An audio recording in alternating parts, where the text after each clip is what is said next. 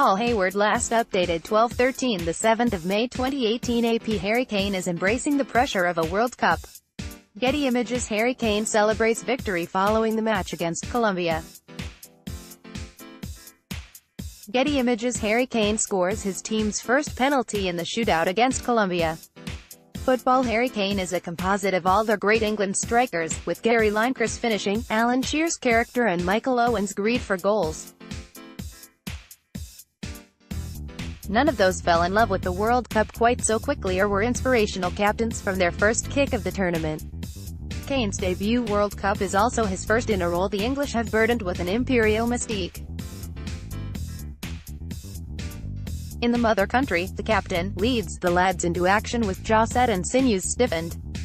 Russia 2018's leading scorer has done a bit of this but not with officer-class posturing. Aside from his goals, Gareth Southgate's chosen one has led with his infatuation with what World Cups are and what they might do for him and his career. Many with a club record like his approach this stage cautiously. They know international football can damage as well as immortalize.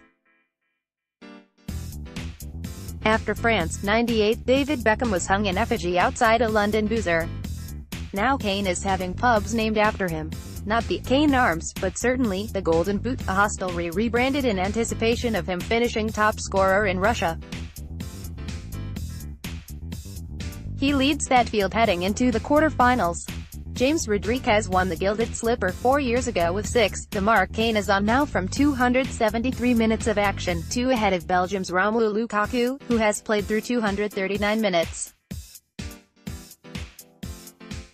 Lineker was the first Englishman to reach half a dozen, in 1986. Kane has scored 3 penalties, not including the shootout against Colombia, a brace against Tunisia and a hat-trick in the Panama game. Redmore, Maradona, England's monumental theft, England, spot on at last, England's 22 years of hurt, Pickford the hero for England. He is not smacking them in from open play, but his header in added time against Tunisia was a masterpiece of ball burying, and his penalty technique is an attraction in itself. Kane dispatches the ball with conviction, and often vicious curl and power. There is never a trace of hesitation or doubt. He expects and intends to score. These are infectious qualities, and rare. When Southgate talks of ditching the past and playing with freedom, he has no better basis for that mantra than the self-possession displayed by Kane, the right choice as captain, as it turns out, despite the general reluctance to appoint selfish strikers. At feedback, great captains appear in many forms, but there is none more effective than the one who wins the game for you and enthuses about the task. Kane's boyish appetite for the glamour and scale of World Cup action was foreseeable when England flew to Russia. But you can never be sure it will turn out this way. Some, in their first World Cup, recoil from the hugeness of it all, and fixate on the isolation from home, the pressure. He disclosed last week that he was coming off social media, but not to escape abuse. He was simply removing one more possible distraction. His mind is self-trained to seek out marginal improvements, logs for the fire of his ambition. From the moment he arrived, Kane seemed to scan an unfamiliar scene for ways of increasing his chance of success, all the while with an uncomplicated, cheery outlook. As soon as he saw that it might go well, Kane grabbed the opportunity, thus transmitting optimism to his teammates. Any side who look ahead through the tangle of shirts and see Kane hunting for space, linking play and harassing central defenders, are bound to feel better about spending weeks in a Russian forest. One of the earliest signs that Kane had brought his confidence from Premier League football with him was when we asked him how he felt about Cristiano Ronaldo's early hat-trick against Spain. Kane said, "For sure, he's put me under a bit of pressure," not the reply of someone hoping to nick a goal or two here or there.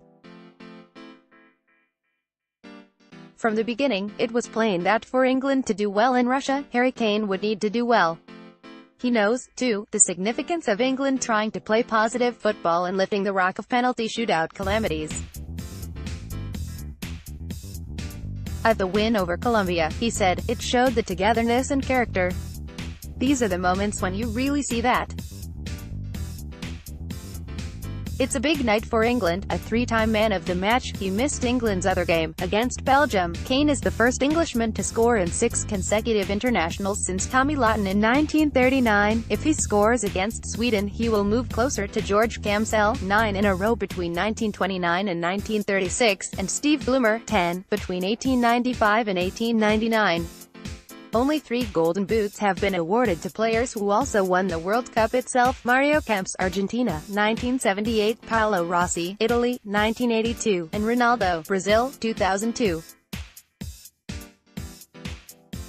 At the start of the tournament, Kane was given a samovar urn at England's Rapinoe base, and people joked on social media that he had just collected his first trophy.